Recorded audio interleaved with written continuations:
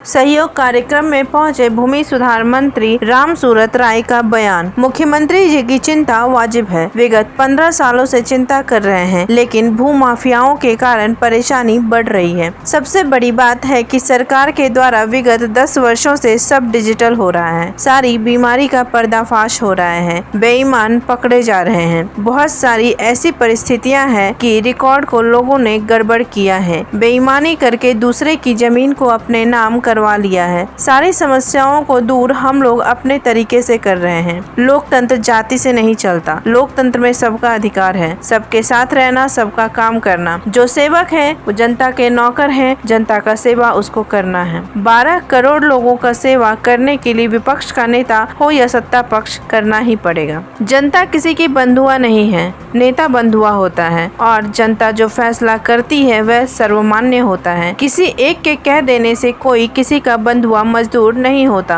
सारी जनगणना पारित होंगे, समय पर जातीय जनगणना भी होगी। तेजस्वी बिहार के मालिक नहीं है, एक प्रतिनिधि है, विपक्ष के नेता हैं। तेजस्वी विपक्ष हैं तो हमारे पक्ष में कभी नहीं बोलेंगे। विपक्षी को कभी पक्ष की बात अच्छी नहीं लगती है।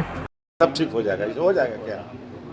वचन देने से हो जाए तो पूरा दुनिया चल जाएगा। सब चाह रहे हैं कि जो नहीं, बिल्कुल चाहना चाहिए। अपना अपना वोट अपने अपने घर में लाना चाहिए, करना चाहिए, प्रयास करना चाहिए। अच्छी बात है। वोटर को लाना अपने अपने पक्ष में जो हम सबों का कर्तव्य है, काम है। सर बोचहा में आपका कोर वोटर टूटा है, इसलिए तेजस्वी तरह वो दिख रहे हैं आपका। बोचहा में जो कोर वोटर था 45,000 आया है, कुछ वोट नहीं आया, उसके अलग अलग कारण है। समय आने पर बता दिया जाएगा। बिल्कुल बेहतरीन तरीके से बताया जाएगा और साक्ष्य और प्रूफ के साथ बताया जाएगा। वक्फ बोर्ड का अलग नियम कानून है। मेरे पास मामला संज्ञान में नहीं आया, वो भी जब आएगा उसके एक्ट के अनुसार उस पर भी कार्रवाई की। पहले ऐसा कानून था क्या मंत्री जी की, जिसमें मठ मंदिरों के जमीन को संरक्षित करने का या उनको बाउंड्री करने का, फाइलिंग करने का, ऐसी व्यवस्था पहले तो नहीं थी? अभी जमीन तो कोई भी फाइलिंग करा सकता है, अपना उभरती जमीन है। स्पष्ट कर देना चाहते हैं, वो बिहार सरकार की ज़मीन नहीं है। वो ज़मीन धार्मिक न्यास के अंदर और विधि विभाग के अंदर आता है। वह एक भगवान उसके मालिक है। राधा कृष्ण, राधा स्वामी, शिव पार्वती, कबीर मठ, यानी उस मालिक भगवान है। उसके हम केयर टेकर हैं। सेवक जो होता है केयर टेकर होता है, तो उसका अधिकार बनता है। वो जो उनके कमेटी के जो मेंबर होंगे वो अंचलाधिकारी को कहेंगे कि इसको सीमांकन करा दीजिए। सरकार का आदेश आएगा, यानी उनके विभाग से आदेश आएगा कि पूरा सीमांकन कराना है, तो हमारा विभाग उसको सीमांकन कराएगा, क्लियरिंग कराएगा। क्लियरिंग में उनको खर्चा देना पड़ेगा। लेकिन वही जब लोक भूमि में अमेंडमेंट हो जाएगा तो स्वतः राजस्व विभाग उसको नापी करा के, खुटा करा के जमीन को संरक्षित और सुरक्षित कर सकता है। भूमि विवाद से जुड़े मामले हैं उसे आदरणीय मुख्यमंत्री जी का चिंता जो है वाजिब है और विगत 15 साल से चिंता कर रहे हैं, लेकिन भू माफियाओं के कारण परेशानी बढ़ रही है। और सबसे बड़ी बात है कि अभी सरकार के द्वारा विगत 10 वर्षों से लगभग जब सब डिजिटल हो रहा है, सारे बीमारी का पर्दाफाश हो रहा है। बेईमान पकड़े जा रहे हैं, सामने हाउस से लेकर के और जनता दरबार से लेकर के सहयोग कार्यक्रम में, और अब मेरे आवास पर भी लोग आते हैं। बहुत सारे ऐसी परिस्थितियां हैं जिसको रिकॉर्ड को लोगों ने गड़बड़ किया है, बेईमानी करके दूसरे का ज़मीन अपने नाम पर चढ़ा लिया है। तो सारी बीमारी को दूर करने के लिए हम लोग प्रयासरत हैं, चिंता भी जाहिर कर रहे हैं और हम लोग प्रयास कर रहे हैं कि जल्द से जल्द इसका निपटारा हो। मंत्री जी जिस तरह से विधि मंत्री बता रहे थे प्रमोद कुमार की मंदिर इनकी जो जमीन थी भी अतिक्रमित है, 28,000 एकड़ के आसपास जमीनों को चिन्हित किया गया है। क्या परिस्थिति है, क्या वाकई मंदिर मठ आश्रमों की जमीन को अतिक्रमित किया? मैं स्पष्ट कर देना चाहता हूँ आपके चैनल के माध्यम से, यह विभाग मेरे अंदर नहीं आता है। यह धार्मिक न्यास की जमीन है और विधि विभाग के द्वारा कंट्रोल होता है। उन दोनों लोगों ने मुझे कहा कि इसमें लोग की भूमि बनाना है, कानून को अमेंडमेंट करना है। इस पर बैठक हुई थी, चर्चा भी हुई थी और हमने स्पष्ट कहा कि आप रिक्वेस्ट करेंगे तो कानून बनेगा, कानून बन के कैबिनेट से पास होगा।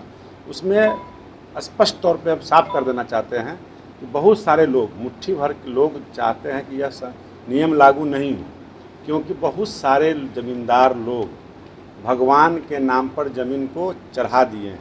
खतियान भगवान के नाम से बन गया है, सेवैत बन गए हैं, सेवैत के आधार पर ज़मीन को बेच रहे हैं। तो उस पर कई एक राज्यों में सुप्रीम कोर्ट के द्वारा आदेश आ चुका है कि सेवैत का मतलब होता है सेवक। सेवक को ज़मीन बेचने का अधिकार नहीं है। इसी को कानून बना के, राज्यादेश बना करके हम लोग लागू करना चाहते हैं कि अपने जितने भी हिंदू समाज के ज़मीन है, मठ मंदिर का, चाहे वो किसी भी पंथ का हो, किसी भी धर्म का मतलब हो, उसको हम लोग न बेचें। उस ज़मीन के उपज से, उस ज़मीन के किराया से उस मंदिर का जीर्णोद्धार हो, उस कमेटी का व्यवस्था चले, वहाँ पर भगवान का भोग लगे, उसके मठ में जो पुजारी हैं, संत हैं, महात्मा हैं, महंत हैं, उनका मान सम्मान मिले, उनके भरण पोषण का व्यवस्था हो, उनके मरणोपरांत उनके श्राद्ध का व्यवस्था हो। ये सारी विषयों पर चर्चा हो चुकी है। तो हमारा विचार था और है और रहेगा कि मठ की ज़मीन न बिके, और जितने भी मठ की ज़मीन बिके हैं उसका वापसी हो, उसका दाखिल खारिज जिसने कराया है उसका म्यूटेशन कैंसिल हो।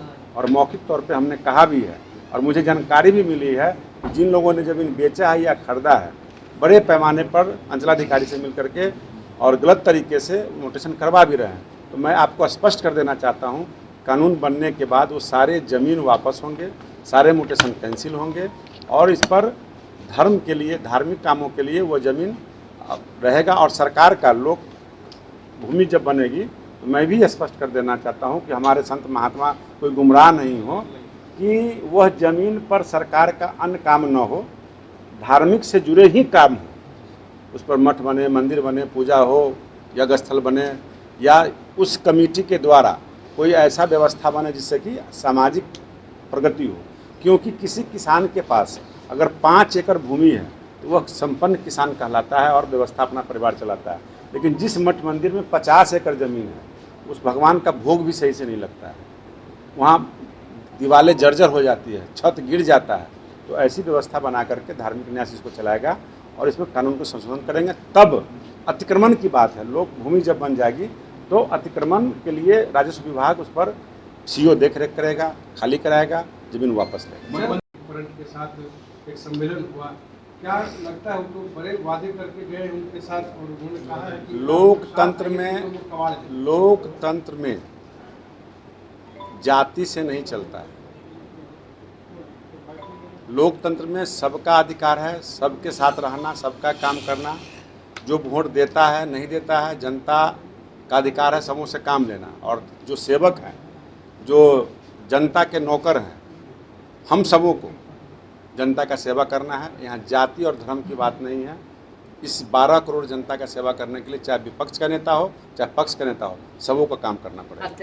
आरजेडी की तरफ से कहा जा रहा है कि जिस ब्रह्मर्थी समाज को बीजेपी बंधुआ वोटर्स मानती है, वही बोचहा में बीजेपी को हराई है, आने वाले दिनों में भी हराएगी। निश्चित तौर पे मैं आपको स्पष्ट कर देना चाहता हूँ, कोई किसी का जनता बंधुआ नहीं होता है, नेता बंधुआ होता है जनता का। और जनता जो फैसला करती है वो सर्वमान्य है।